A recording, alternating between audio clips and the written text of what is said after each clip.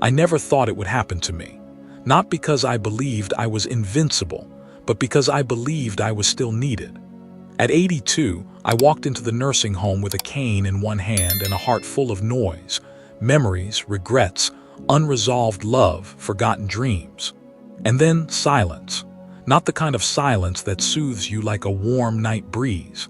This was the kind that echoed off white walls and sterile hallways. It was a silence that didn't care how many years you lived, what you built, or who you used to be. I had lived a full life, or so I thought.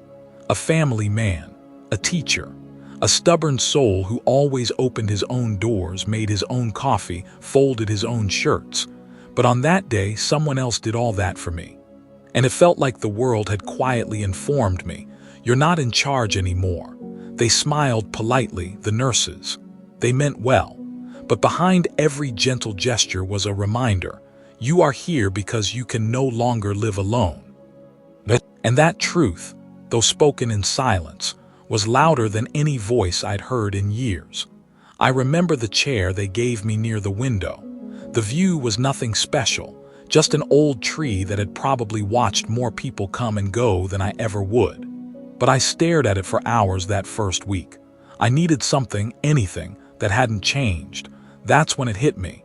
Life doesn't shrink when you grow old. It shifts. It takes away the noise so you can finally hear the whisper of your soul. For the first time in decades, I wasn't chasing deadlines, fixing broken things, or pretending I had it all together. I was just being. And in that being, I began to see what I had missed when life was loud and busy. I saw how little we really need to feel human. I saw that time is not a thief, but a sculptor. And when it strips everything away, what's left is not loss. What's left is truth. So this is where it begins. Not when I was born. Not when I had my first job. Not even when I retired. They say you never know how much something means to you until it's gone. But I say you never truly understand what something is until you have to hand it over piece by piece, voluntarily or not. For me, that something was independence. Not the big, heroic kind that makes headlines, but the quiet, stubborn kind. The kind that hides in the way you fold your laundry just so, in how you know your favorite mug by touch, or how your feet know the exact creak on the wooden stair near the hallway. In my younger years, I equated dignity with doing everything myself, asking for help. That felt like failure, needing assistance. That felt like surrender. So when I arrived here and someone gently reached out to help me with my shirt, my instinct was to pull away. Not because I was ungrateful, but because somewhere deep inside, I still believed I had to do it alone, to prove I still mattered. But age has its own way of unteaching us the lies we've lived by. And here's the truth I had to face. Pride can be a prison, and sometimes letting go of control is the most dignified thing you'll ever do. One morning, I dropped my spoon during breakfast. It clattered on the tray, loud and unforgiving. I tried to pick it up, but my hand betrayed me, shaking, unsure, unfamiliar. A nurse nearby saw, walked over, and quietly handed me another. No words, no pity, just presence. In that small, silent moment, I realized something. Dignity isn't lost when someone helps you. Dignity is shared in the grace between two people when one gives and the other receives, with humility, not shame. Letting go didn't mean I was becoming less of myself. It meant I was learning to live with a different version of strength. One rooted not in resistance, but in acceptance. There's a kind of peace that comes when you stop fighting the current, when you understand that life was never about staying strong forever, but about learning when to hold on and when to let go. And that maybe, just maybe, true independence isn't doing everything alone. It's knowing when to reach out your hand and let someone else remind you, you're not alone in this journey, not now, not ever. There are over 100 residents in this nursing home. Each day I pass at least 20 of them in the hallway. We nod, we smile, some whisper a hello, others don't even look up. But make no mistake, this is the quietest place I have ever lived, and the loudest thing in every room is loneliness. It doesn't knock on the door like a visitor. It seeps in through the silence, through the space where a conversation should be, through the empty chair across from yours in the dining room. Loneliness is not about being alone. It's about being unseen. You can be surrounded by people and still feel like a ghost, walking through your own life, unnoticed, untouched, unheard. There was a man down the hall, James. He had family, a son who visited once a month. They brought him shirts on holidays, sometimes flowers, but he always looked like he was waiting for something else, a different kind of presence, the kind you don't unwrap or schedule, the kind that sits with you just because. One afternoon I asked him, "What's the hardest part of being here?" He paused, looked at me with eyes like broken glass and said, "It's not that people forget your birthday. It's when they forget you're still alive." I didn't have a reply, because I knew exactly what he meant. Here's the hidden truth most people don't talk about. In old age, you don't fear death nearly as much as you fear being forgotten. You ache for conversation, not about medications or meal options, but about memories, meaning, laughter that doesn't feel forced. The television is always on in the lounge. The news runs 24/7, but the silence behind it, it's deafening. You start to miss the sound of your own name spoken with affection. You begin to crave eye contact like oxygen. And then, sometimes, you catch yourself speaking out loud, to no one in particular, not because you've lost your mind, but because you want to remind yourself that your voice still exists. Loneliness doesn't just visit the elderly. It lives here. It decorates the walls with photos of younger days, then stands beside you in the mirror and whispers, "They don't know who you are anymore." But here's what I've learned in this ocean of silence. Even a single act of presence, a shared story, a held hand, a smile that lasts longer than a second, can cut through the deepest loneliness. So if you're listening to this now, and you still have the gift of connection, use it. Call someone. Ask questions that don't have quick answers. Stay longer than you planned, because someday someone you love might be sitting in a quiet room, hoping their name still echoes in your heart.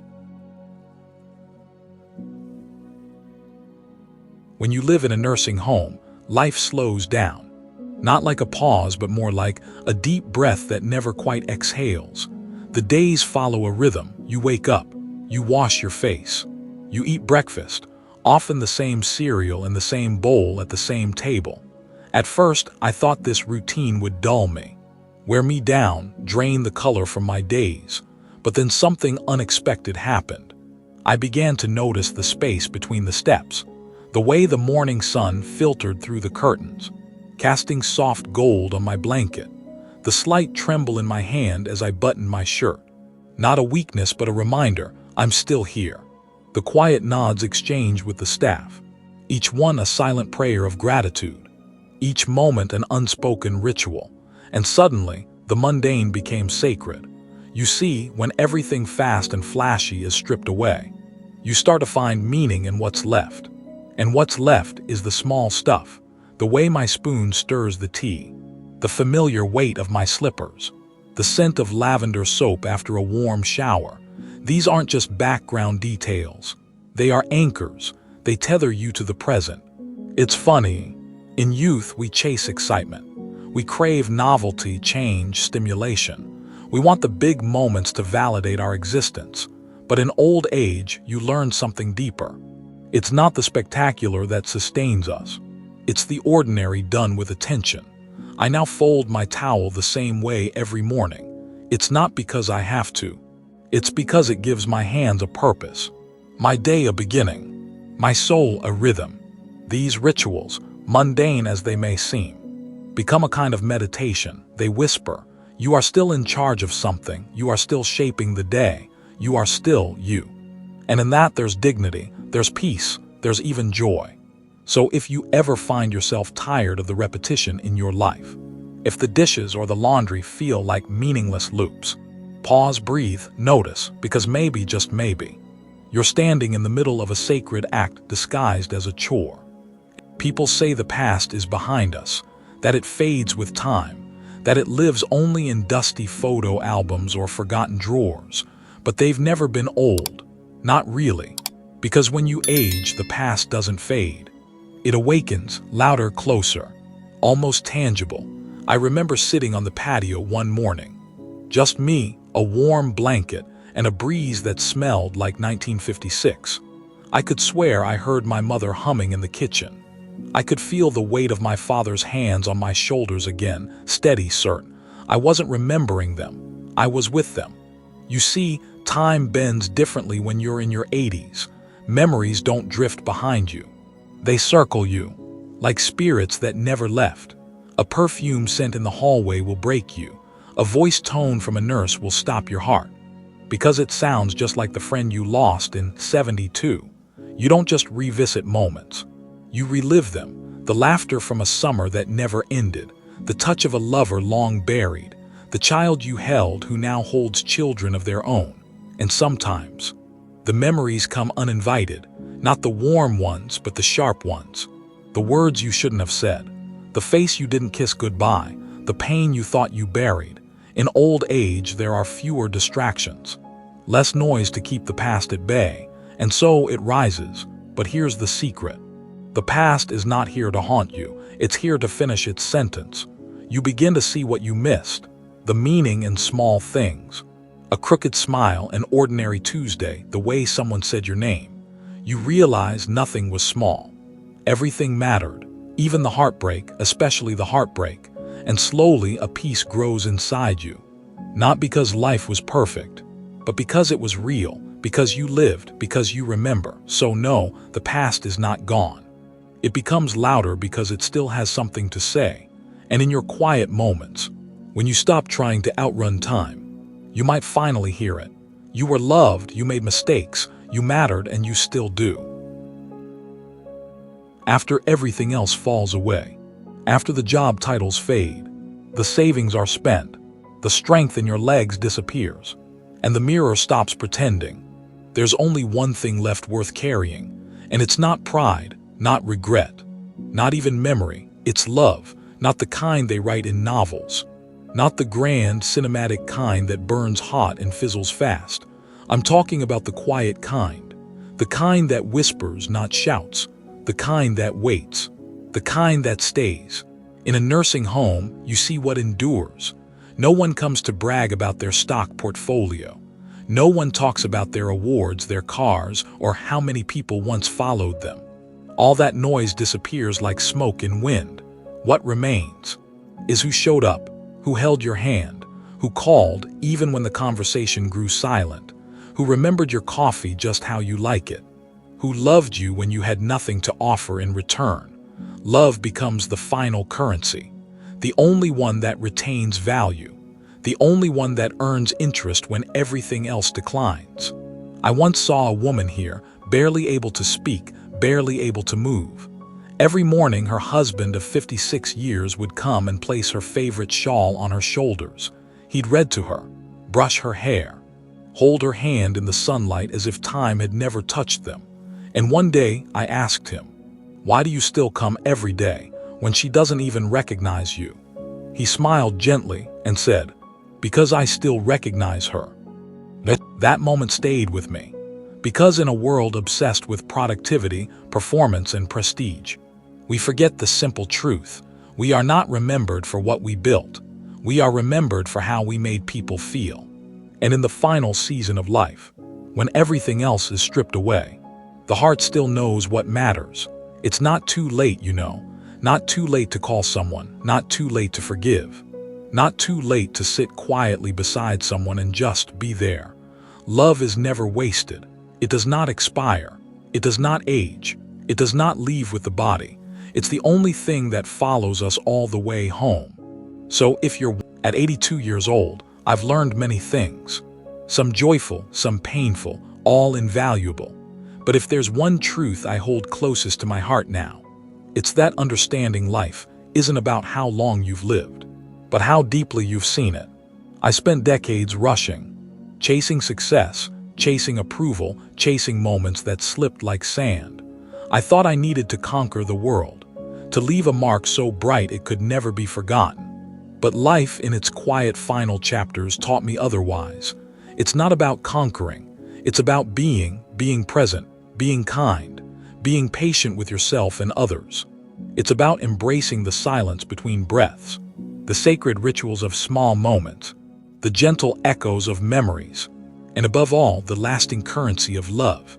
Now I don't fear growing old, because I finally understand. To age is not to lose life, but to find it in a new light. If there's one thing I wish to share with you, it's this: your time is now. Your life is unfolding right here, right now. Cherish it, love deeply. Notice the sacred in the mundane, and never stop learning what it means to be truly alive. Thank you for walking this path with me today. If this story touched your heart, please consider subscribing to the channel, so together we can continue exploring the wisdom that grows with age. And don't forget to share your own reflections below, because your story matters, your voice matters. Let's keep